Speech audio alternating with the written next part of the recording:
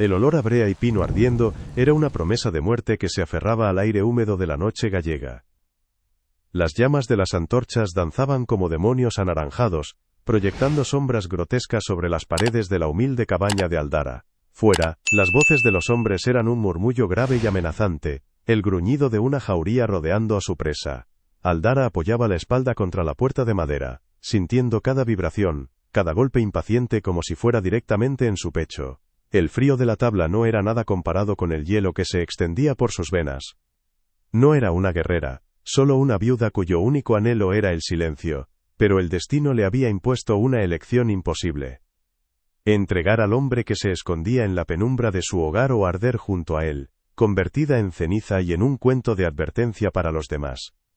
En la oscuridad detrás de ella, el hombre apenas respiraba, podía sentir su quietud, una tensión que igualaba a la suya, el peso de su culpa y su miedo.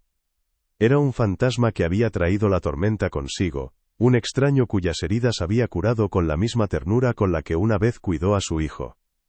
Ahora, esa compasión se había convertido en su sentencia. El capitán de los soldados, un hombre con el rostro surcado por una cicatriz que le torcía la sonrisa en una mueca perpetua, había sido claro. Tenía hasta el amanecer. Pero la luna apenas había comenzado su ascenso, y la paciencia de los lobos ya se había agotado. Cada crujido de la leña en el exterior, cada relincho de un caballo, era un segundo menos de vida, un paso más cerca del final que ella nunca había pedido, pero que ahora debía enfrentar con una dignidad que no sentía. La voz del capitán volvió a rasgar la noche, cargada de un desprecio que buscaba humillarla ante los pocos aldeanos que observaban desde una distancia prudente, sus rostros pálidos como la cera. La llamaba bruja, traidora, una escoria que daba cobijo a un asesino a sueldo.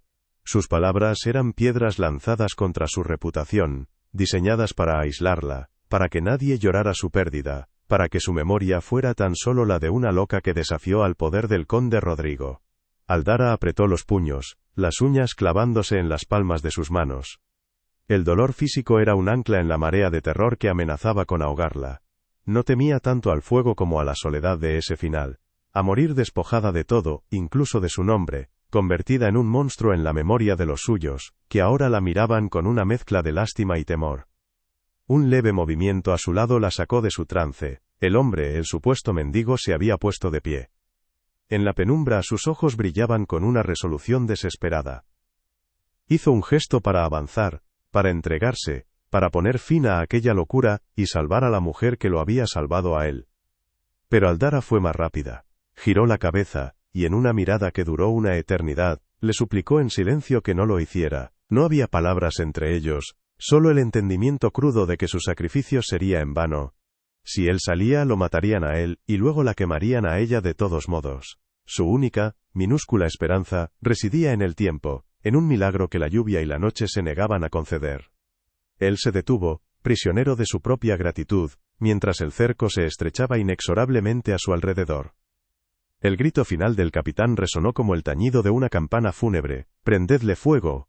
La orden fue recibida con un clamor áspero, y Aldara pudo oír el crepitar distintivo de la paja seca de su techo al recibir la primera antorcha. Un humo acre comenzó a filtrarse por las grietas de la madera, picando en sus ojos y garganta. El calor se hizo presente, una caricia mortal que prometía devorarlo todo. Era el fin.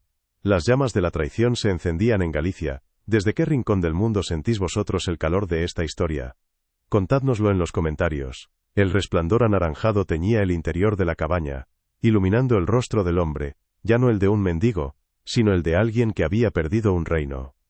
En ese instante, Aldara cerró los ojos, no preparándose para morir, sino para recordar.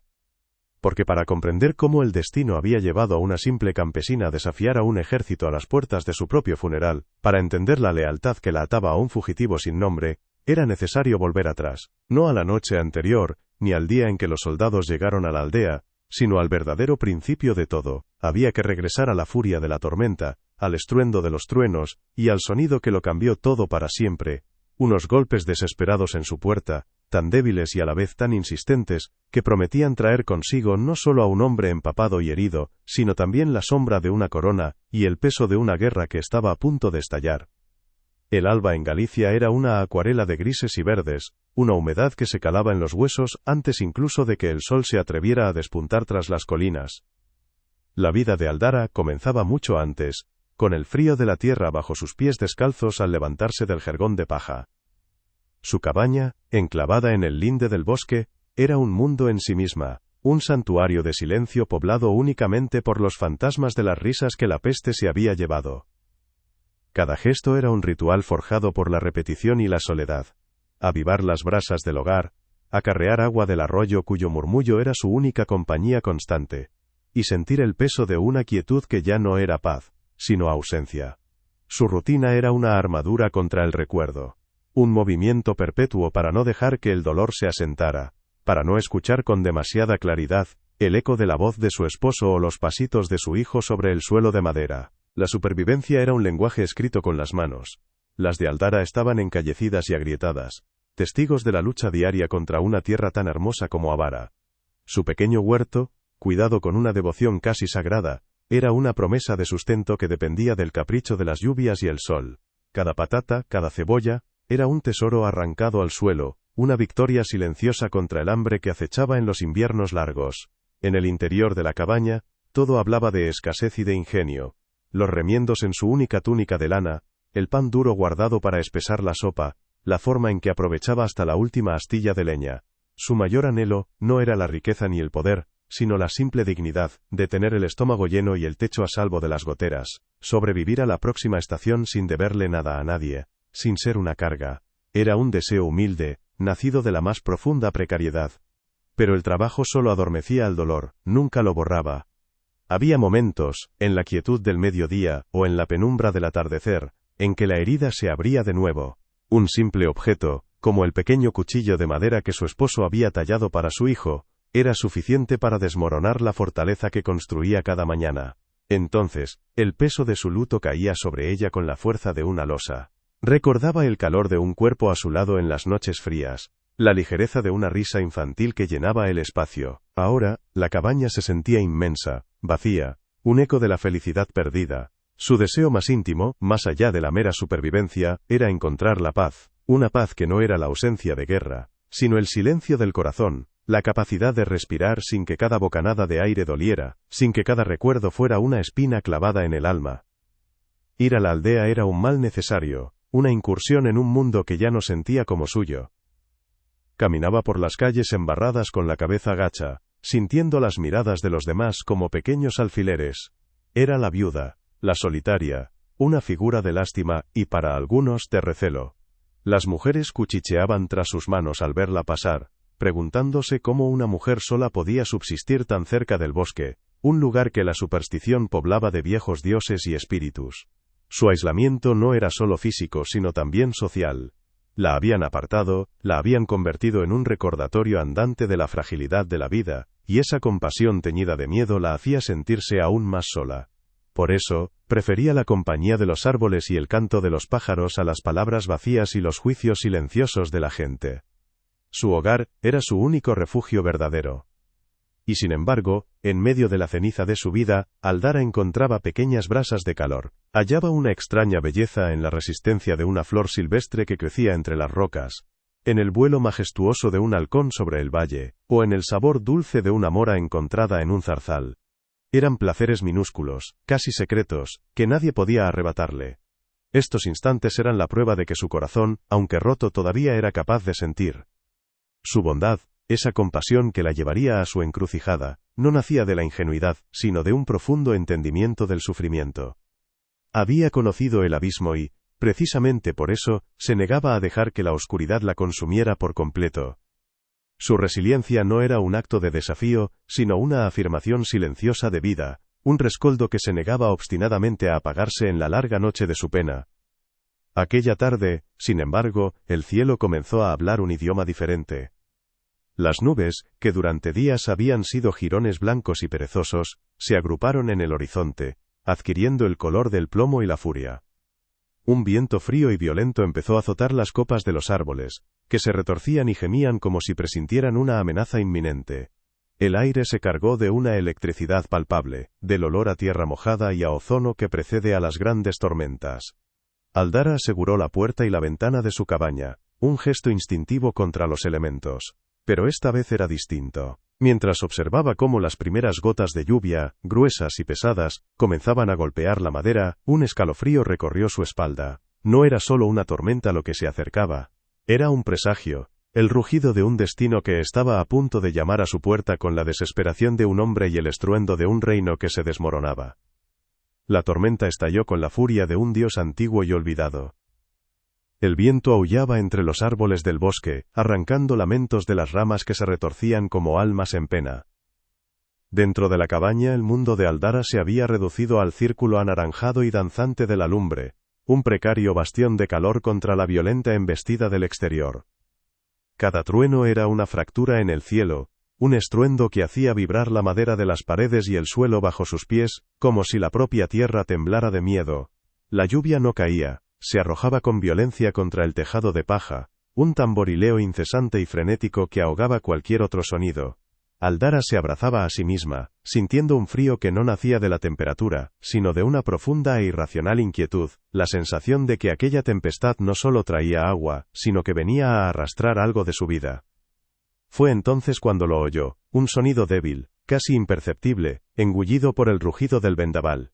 Al principio, lo descartó como el crujido de una rama al chocar contra la pared o el capricho del viento, pero el sonido se repitió. Más nítido esta vez, rítmico y desesperado. Eran golpes, unos nudillos golpeando la puerta con una urgencia que luchaba contra una flaqueza evidente. El corazón de Aldara dio un vuelco, martilleando contra sus costillas con una fuerza que le robó el aliento. Nadie, absolutamente nadie se aventuraba en el bosque de noche, y menos bajo una tormenta como aquella. El miedo, un viejo conocido, le susurró al oído que se quedara quieta, que fingiera no estar, que dejara que la noche se tragara lo que fuera que estuviera llamando. Su soledad era su único escudo, y abrir esa puerta era romperlo en 1000 pedazos. Se levantó lentamente, sus movimientos sigilosos como los de un animal asustado. Cada paso sobre el suelo de madera era un eco en el tenso silencio que se había instalado entre los estallidos del trueno. Se acercó a la puerta, apoyando la frente en la madera fría y áspera, intentando escuchar más allá del caos. Pudo distinguir un gemido ahogado, el sonido de un cuerpo que se deslizaba contra la tabla. La imagen de un hombre o una mujer muriendo a escasos centímetros de ella, separado solo por una barrera de madera, la asaltó con una crudeza insoportable. Su instinto de supervivencia le gritaba que se alejara, que se protegiera, que el mundo exterior era un lobo, y ella una presa fácil. Pero una parte de ella, la que recordaba el terror de estar sola y desamparada, la que aún lloraba a los suyos, se negaba a obedecer. Con un temblor que recorría todo su cuerpo, descorrió el pesado cerrojo de madera. El sonido retumbó en la cabaña como una sentencia. Abrió la puerta apenas una rendija, y una ráfaga de viento helado y lluvia le azotó el rostro, apagando casi por completo la llama del hogar. En el umbral, recortada contra la oscuridad violácea de la noche, había una figura desplomada. Era un hombre, o lo que quedaba de él. Estaba cubierto de barro y hojas, su ropa hecha jirones empapados que se pegaban a un cuerpo tembloroso. Una herida en su frente manaba una sangre oscura que se mezclaba con el agua de la lluvia, trazando surcos siniestros en su mejilla. Pero fueron sus ojos los que la paralizaron. Alzó la vista hacia ella, y en esa mirada Aldara no vio malicia ni amenaza, sino un pánico puro, el reflejo exacto del terror que ella misma había sentido arrodillada junto a las camas de su esposo y su hijo. El hombre intentó hablar, pero de su garganta solo salió un graznido ronco, un susurro que se perdió en el viento. Bandidos, logró articular finalmente, la palabra rota por el frío y el dolor. Me persiguen. La historia era plausible, trágicamente común en aquellos tiempos de miseria y anarquía. Sin embargo, algo en él no encajaba. A pesar de su estado lamentable, había una rectitud en su postura, incluso encorvado por el sufrimiento, y una extraña nobleza en la forma en que su mirada se sostenía en la suya, sin súplica pero con una intensidad desesperada. No era la mirada de un mendigo acostumbrado a la derrota, sino la de alguien que nunca antes había conocido el miedo de esa manera. Aldara sintió una punzada de duda, una voz interior que le advertía que el peligro que aquel hombre traía consigo, era mucho más profundo y oscuro que unos simples salteadores de caminos. El cuerpo del extraño flaqueó, amenazando con derrumbarse definitivamente en el fango de su entrada. Aldara se encontró en el epicentro de una decisión que lo cambiaría todo. Cerrar la puerta significaba condenarlo a una muerte segura, ya fuera por sus heridas, por la tormenta, o por las manos de sus perseguidores. Dejarlo a su suerte sería un acto de crueldad, que traicionaría el último rescoldo de compasión que aún ardía en su alma. Pero abrirle su hogar, su único y frágil refugio, era invitar a la violencia y al caos que reinaban fuera, arriesgando la precaria paz que tanto le había costado construir sobre las cenizas de su felicidad. En ese instante, con la lluvia cayendo como un velo entre ellos, su deseo de sobrevivir se enfrentó a su incapacidad para abandonar a otro ser humano al abismo. La cabaña se había encogido con la presencia del extraño, un espacio antes definido por la ausencia ahora rebosaba de una tensión palpable. Aldara lo llamaba Ansho, un nombre tan común como el musgo en las piedras, un velo para ocultar el abismo de preguntas que los separaba. Durante los primeros días, mientras la fiebre de sus heridas remitía, él era una sombra silenciosa, que observaba cada uno de sus movimientos con una intensidad que la incomodaba. Sus manos, pálidas y sin un solo callo, delataban una vida ajena al esfuerzo de la tierra, contrastando brutalmente con las suyas, curtidas por el arado y el frío. Ella le enseñó a partir leña, a remendar una red, y su torpeza era una extraña mezcla de frustración y una compasión que no quería sentir. Cada gesto fallido, cada suspiro de agotamiento por una tarea que para ella era instintiva, era un recordatorio de que aquel hombre no pertenecía a su mundo, y su presencia era una brasa ardiente que podía incendiarlo todo en cualquier momento. La necesidad la empujó finalmente a salir de su refugio. La harina escaseaba y la sal se había convertido en un lujo que no podía permitirse perder. Dejó a Fernando escondido en el pequeño desván, con la orden tajante de no moverse, de no respirar siquiera, hasta su regreso. El camino a la aldea fue un descenso a un infierno de miradas y susurros. Las mujeres se apartaban a su paso, los hombres la observaban con una mezcla de recelo y lascivia mal disimulada. Era la bruja del bosque, la solitaria, un blanco fácil para el miedo y la superstición. Un niño, con la crueldad inocente de la infancia, la señaló y gritó su apodo, y la risa que siguió fue como un latigazo en su espalda. Compró lo indispensable, sintiendo el peso de cada moneda y cada juicio, y emprendió el regreso con el corazón encogido, viendo en cada sombra la figura de un soldado, en cada crujido la inminencia de su propio final. Mientras ella se enfrentaba a los fantasmas de la aldea, Fernando se encontró con uno real. Un pequeño de apenas 5 años, extraviado de su madre, había llegado llorando hasta el claro de la cabaña. El pánico inicial de ser descubierto luchó en su interior contra el impulso de ayudar. Ignorando el riesgo, salió a su encuentro. Su voz, sorprendentemente suave y serena, calmó el llanto del niño.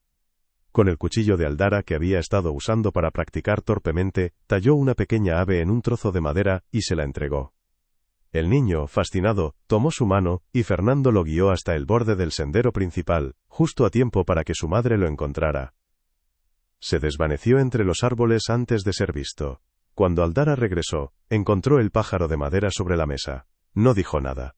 Pero una grieta se abrió en el muro de su desconfianza, dejando entrever un atisbo de respeto por aquel hombre misterioso. La opresión llegó a la aldea con el ruido metálico de las armaduras y el olor a caballo sudado.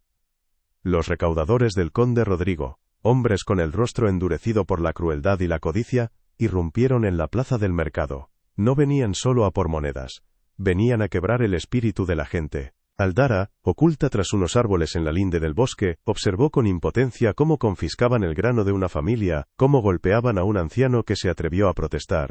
Al frente de los soldados que los escoltaban estaba el capitán de la cicatriz, el mismo hombre de la noche del asedio. Sus ojos fríos como el acero de su espada barrían la multitud, pero su atención se desviaba una y otra vez hacia el bosque, hacia su dirección. La amenaza ya no era una sombra lejana, tenía un rostro, una armadura y una mirada que prometía muerte y que parecía buscarla directamente a ella. Esa noche, el pan duro y la sopa aguada sabían a ceniza. El silencio en la cabaña era denso, cargado con las imágenes de la brutalidad presenciada. Aldara apenas probó bocado, la angustia un nudo en su garganta. Fue Fernando quien lo rompió, su voz baja pero firme, despojada por primera vez de la máscara de mendigo asustado. Habló de la injusticia, de cómo los hombres que juraban proteger al reino, eran los lobos que devoraban al rebaño. Sus palabras no eran las de un campesino resignado, sino las de alguien que entendía el poder y su corrupción, alguien que sentía el dolor de su pueblo como una herida propia. Aldara lo escuchó, y por primera vez vio más allá del fugitivo que ponía en peligro su vida. Vio a un hombre con un fuego en el corazón, una brasa de nobleza que ni el barro ni el miedo habían logrado extinguir.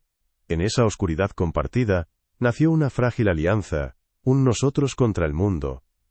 2 días después, la esperanza se presentó en forma de un pequeño atado de tela, dejado al pie de un viejo roble, en el límite de sus tierras. Era Elara, una de las pocas mujeres de la aldea que aún conservaba un rescoldo de amabilidad hacia ella. Dentro, junto a un trozo de queso, había una tira de corteza con un mensaje grabado a toda prisa con un trozo de carbón. Las manos de Aldara temblaron al leerlo. El capitán de la cicatriz había estado haciendo preguntas. Preguntas sobre ella, sobre cualquier extraño visto merodeando por la zona. Ofrecía una recompensa generosa, suficiente para tentar al más leal de los vecinos. Pero la última línea fue la que heló la sangre en sus venas. El capitán estaba convencido de que su presa se ocultaba en el bosque. Y volvería pronto, no para buscar entre los árboles, sino para prenderles fuego y obligar a salir a cualquier alimaña, humana o animal, que se escondiera en su interior. La advertencia de Elara no era un presagio, sino una sentencia, que no tardó en cumplirse. A la mañana siguiente, el capitán de la cicatriz regresó, esta vez no con preguntas, sino con la arrogancia del poder absoluto. Entró en la aldea con una docena de hombres a caballo, sus cascos chapoteando en el lodo como un anuncio de la desgracia. No se detuvo a interrogar, sino que proclamó un nuevo edicto del conde Rodrigo. Un impuesto de guerra, lo llamó, una contribución forzosa de grano y ganado para alimentar a un ejército inexistente. Aldara observaba desde la linde del bosque, oculta entre los helechos, mientras los soldados arrancaban los sacos de las manos de las mujeres, y se llevaban la única vaca de una familia. La humillación era un veneno que se extendía por el aire, y la mirada del capitán, fría y calculadora, parecía buscarla a ella entre la multitud, como si supiera que la clave de su cacería se escondía en la impotencia de aquella gente. El edicto fue la chispa que incendió el polvorín de la superstición y el miedo. Los aldeanos, despojados de lo poco que tenían, necesitaban un culpable, un chivo expiatorio sobre el que descargar su ira y su desesperación. Y todas las miradas se volvieron hacia la mujer solitaria del bosque, la extraña que no sufría con ellos, la que según los rumores que ahora corrían como un reguero de pólvora, había hecho un pacto con las sombras para protegerse. Cuando Aldara bajó al arroyo a por agua, el silencio que la recibió era más afilado que un cuchillo, nadie le devolvió el saludo. Las puertas se cerraron a su paso y una piedra, lanzada por una mano invisible, impactó a pocos centímetros de sus pies. La recompensa ofrecida por el capitán había envenenado los pozos de la compasión, convirtiendo a sus antiguos vecinos en potenciales delatores, en lobos hambrientos dispuestos a devorarla por un puñado de monedas de plata. Esa noche, el cerrojo de la puerta pareció más frágil que nunca. Mientras reparaba una de las correas de cuero de su sandalia, que se había roto en su apresurada huida del arroyo, la aguja se partió. La frustración y el desamparo la abrumaron, y arrojó el cuero al suelo, con un sollozo ahogado. Fue entonces cuando Fernando, a quien ella seguía llamando Anxo, se acercó en silencio. Tomó las 2 piezas de cuero, y con una delicadeza que contradecía su aspecto rudo, examinó la rotura. Luego, usando el pequeño cuchillo que ella le había dado, realizó una serie de cortes precisos y complejos, entrelazando las tiras de una manera que Aldara nunca había visto. En cuestión de minutos, la correa estaba unida, más fuerte que antes, con un nudo intrincado y elegante que no pertenecía a las manos de un campesino. Aldara lo miró fijamente, el corazón latiéndole con una mezcla de asombro y una creciente y terrible sospecha. La desconfianza se instaló entre ellos como una fina capa de hielo sobre un lago profundo. ¿Quién te enseñó a hacer eso?, preguntó ella, su voz apenas un susurro. La pregunta flotó en el aire denso de la cabaña, cargada de todo lo que no se decía. Él desvió la mirada hacia el fuego, una sombra de tristeza cruzando su rostro. Un viejo maestro, respondió con evasivas. Un hombre que creía que la mente de un hombre debía ser tan hábil como sus manos. Sus palabras eran un muro. Pero Aldara ya no veía a un mendigo asustado, sino a un hombre que interpretaba un papel con una destreza casi perfecta. Sin embargo, en medio de esa creciente certeza de que le estaba mintiendo, también crecía algo más. La forma en que él la miraba cuando creía que no se daba cuenta, con una gratitud y una ternura que le desarmaban las defensas, creaba una conexión innegable, un lazo forjado en el peligro compartido que la aterraba tanto como la atraía.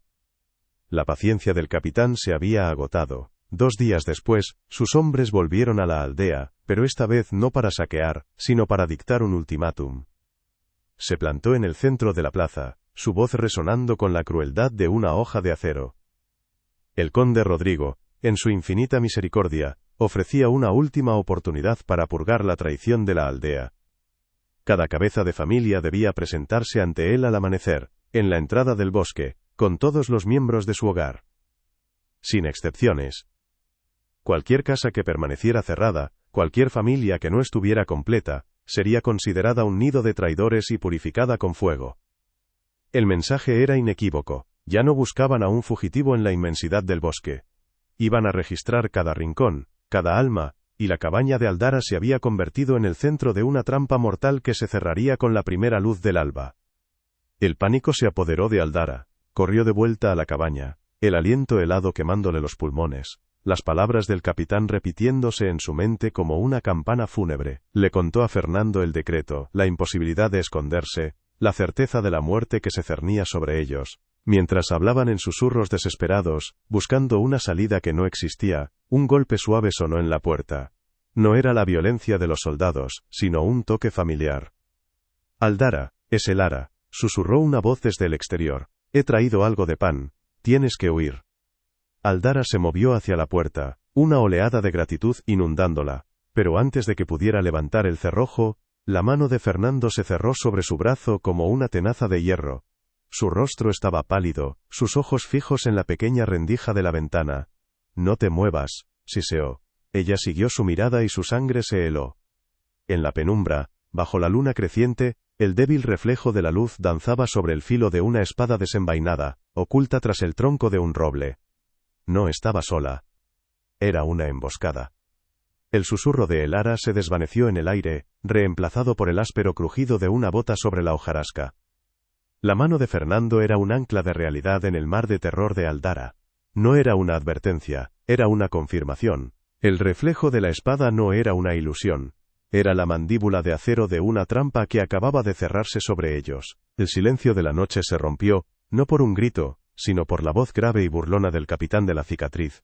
Emergiendo de la oscuridad como un depredador que ya ha probado la sangre, hombres armados surgieron de detrás de los árboles, sus siluetas recortadas contra la pálida luz de la luna, formando un círculo impenetrable alrededor de la cabaña. Las antorchas se encendieron una a una, flores de fuego que florecían en la negrura, pintando la escena con tonos anaranjados y sangrientos. La esperanza, que había sido un pájaro frágil en el pecho de Aldara, murió con un aleteo silencioso. El capitán avanzó unos pasos, la cicatriz de su rostro se contraía en una mueca de triunfo. Sus ojos, 2 esquirlas de hielo, se clavaron en la puerta de madera como si pudieran atravesarla y llegar hasta ella. Bruja, su voz resonó en el claro, cargada de un desprecio que buscaba envenenar el propio aire que respiraban. El conde Rodrigo es paciente, pero su paciencia se ha agotado. Sabemos que escondes a un traidor, a una alimaña que ha mordido la mano que le da de comer. Tienes 2 opciones. Entrégalo ahora, y quizás el conde se apiade de tu miserable vida. O quédate con él, y os convertiremos a ambos en una pira funeraria que servirá de advertencia para todos los que osen desafiar su poder. El ultimátum quedó suspendido en el aire, pesado y mortal, mientras el crepitar de las antorchas era el único sonido que marcaba el paso de los segundos hacia su final. Aldara sintió la mirada de Fernando sobre ella en la penumbra, una mezcla de desesperación y gratitud que le partió el alma. Él dio un paso adelante dispuesto a entregarse, a poner fin a aquella locura. Pero ella fue más rápida. Lo empujó hacia la oscuridad más profunda de la cabaña con una fuerza que no sabía que poseía, susurrando una única palabra que era a la vez una orden y una súplica. No. En ese instante, tomó una decisión. No moriría acurrucada como un animal asustado. Si su final había llegado, lo enfrentaría de pie, con la poca dignidad que le quedaba. Respiró hondo, absorbiendo el olor a pino y a tierra húmeda, el último aroma de su hogar. Luego, con una calma que aterrorizó a una parte de sí misma, descorrió el cerrojo y abrió la puerta, saliendo al claro para enfrentar a sus verdugos sola. La luz de las antorchas la cegueó con acento agudo por un momento. Cuando sus ojos se acostumbraron, vio los rostros de los soldados, una galería de indiferencia y crueldad. El capitán sonrió, una sonrisa torcida que no llegó a sus ojos. Vaya, vaya, la rata sale de su madriguera. ¿Dónde está él, mujer? Aldara levantó la barbilla, su voz saliendo sorprendentemente firme, clara en el aire nocturno. No hay nadie más que yo. Buscáis fantasmas en el hogar de una viuda solitaria. La risa del capitán fue un sonido seco y desagradable. Una viuda valiente. O una necia. No tengo tiempo para tus juegos. Su paciencia se quebró de repente, la máscara de burla cayó para revelar al monstruo que había debajo. Su mano se alzó, no para golpearla sino para dar la señal que todos esperaban, la sentencia definitiva que pondría fin a su resistencia y a su vida. Prendedle fuego. La orden fue un latigazo en la quietud de la noche. Aldara no se movió, anclada al suelo por una extraña paz, la que precede al final inevitable. Vio a los soldados avanzar, sus rostros impasibles a la luz danzante de las antorchas que llevaban en alto. El calor le llegó antes que las llamas, una caricia mortal en su piel. El primer haz de paja ardiendo aterrizó sobre el techo con un siseo furioso, y un humo acre y picante comenzó a serpentear hacia el cielo. Ella cerró los ojos, no para rezar, sino para grabar en su memoria el rostro de su hijo, el tacto de la mano de su esposo. El olor a brea y a su propia vida consumiéndose, se convirtió en su único universo. El crepitar se hizo más fuerte, un rugido hambriento que prometía devorarlo todo. Era el fin.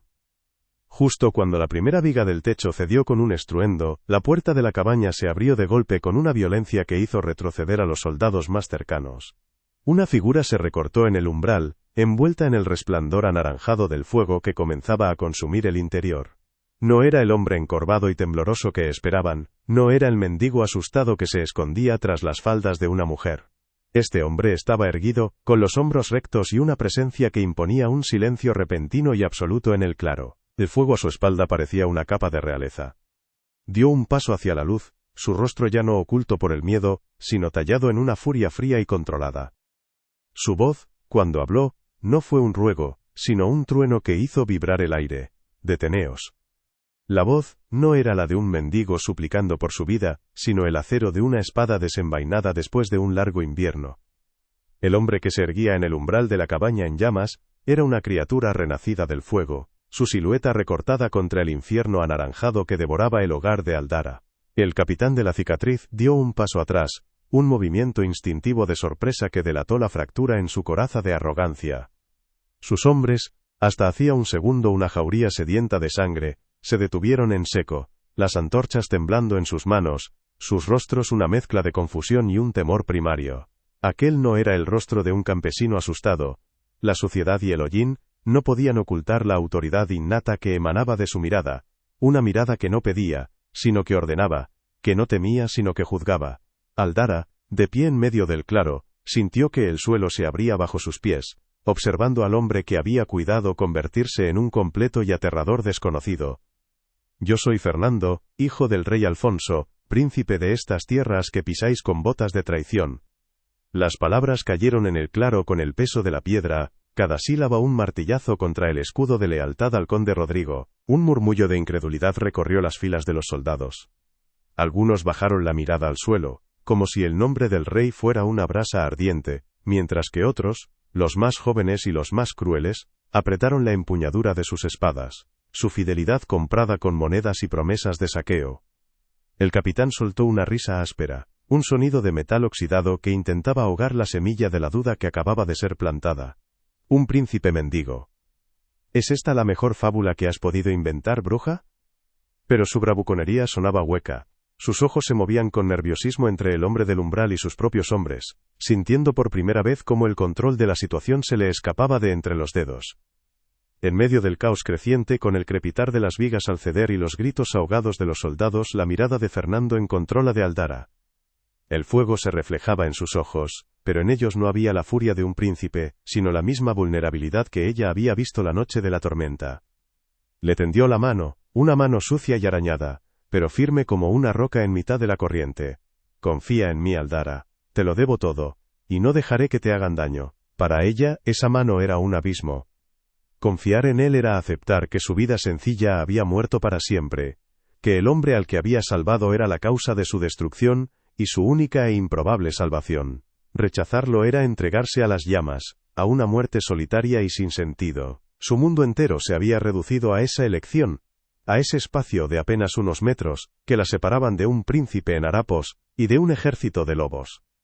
Sin apartar los ojos de los suyos, dio un paso, y luego otro, hasta que sus dedos rozaron los de él. El contacto fue un ancla en la tormenta, una promesa silenciosa que sellaba un pacto más allá de las palabras. Él la atrajo detrás de sí, interponiendo su cuerpo entre ella y las espadas de los soldados, un escudo humano contra el mundo. «Perdóname por haber traído esta guerra a tu puerta», le susurró, su aliento cálido contra su oído en medio del rugido del fuego. «Juro por la memoria de mi madre que no morirás esta noche, aunque sea lo último que haga». En ese instante, Aldara comprendió que la lealtad no nacía de las coronas ni de la sangre, sino de los sacrificios compartidos en la más profunda oscuridad. No era el juramento de un príncipe a una campesina, sino el de un alma a otra, un lazo forjado en el miedo, la compasión, y el fuego purificador que consumía su pasado. La vacilación de los soldados fue el combustible que reavivó la furia del capitán. «Idiotas, es un impostor, un traidor que os engaña con cuentos de cuna. El conde Rodrigo os recompensará por su cabeza». Su voz era un látigo que intentaba arrear de nuevo a su jauría, pero la duda ya había enraizado. Un soldado veterano, con el rostro surcado por viejas batallas, bajó la punta de su espada un palmo. Fernando vio esa fisura y la explotó, su voz resonando ahora con el poder de un verdadero líder. ¿Servís a un hombre que os manda quemar los hogares de vuestra propia gente, que os paga con el grano robado de vuestros vecinos? Yo lucho por Galicia, por la tierra que os vio nacer, la misma que Rodrigo envenena con su codicia. Elegid a quién servís, a un tirano o a vuestro rey. La pregunta quedó suspendida en el aire, tan peligrosa y afilada como cualquier espada. Justo cuando el capitán, ciego de rabia, se abalanzó hacia adelante para acabar él mismo con la insurrección, Fernando metió la mano bajo los jirones de su camisa. El movimiento fue tan rápido que todos esperaban un arma oculta, una daga desesperada. Pero lo que sacó no era acero. Era oro. Un pesado anillo de sello que atrapó la luz de las antorchas y la devolvió multiplicada, cegadora. Lo alzó por encima de su cabeza, y el inconfundible blasón del león rampante de la casa real silenció hasta el crepitar del fuego. «Este es el sello del rey, mi padre. Cualquier hombre que levante su espada contra quien lo porta, se convierte en traidor a la corona y será juzgado como tal». El anillo brillaba como un sol en miniatura en la noche gallega. El poder oculto ya no era una sospecha, sino una verdad de oro y fuego. Y el destino de todos, soldados, capitán y campesina, pendía ahora del peso de ese pequeño círculo de metal. El oro del anillo real ardió con una luz más intensa que la de las propias llamas, una verdad incandescente que quemó la mentira en los ojos de los soldados. El primero en reaccionar fue el veterano, el hombre cuyo rostro era un mapa de viejas guerras. Dejó caer su espada al suelo con un estrépito que fue a la vez una rendición y una declaración de lealtad. El sonido se propagó como una onda, y uno a uno, otros hombres siguieron su ejemplo, sus armas chocando contra las piedras del claro en una cacofonía de traición revertida. El capitán de la cicatriz, abandonado por su jauría, se quedó solo, su rostro contorsionado por una rabia impotente. Intentó un último y desesperado ataque, pero fue desarmado y reducido por las mismas manos que minutos antes le habían jurado obediencia. Su derrota no fue una batalla, sino el colapso silencioso de un poder construido sobre el miedo, desmoronándose ante el peso de un pequeño círculo de oro.